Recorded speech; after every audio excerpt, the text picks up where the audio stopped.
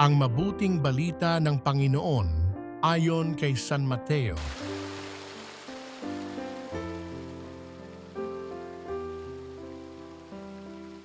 Noong panahong iyon, sinabi ni Jesus sa kanyang mga alagad, "Narinig na ninyong sinabi, ibigin mo ang iyong kaibigan at kapuotan mo ang iyong kaaway.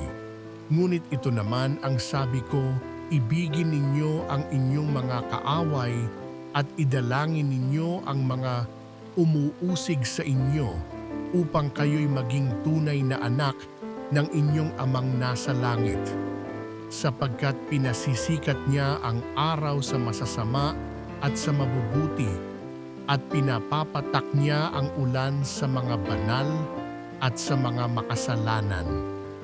Kung ang mga umiibig sa inyo ang siya lamang ninyong iibigin, ano pang gantimpala ang inyong hihintayin?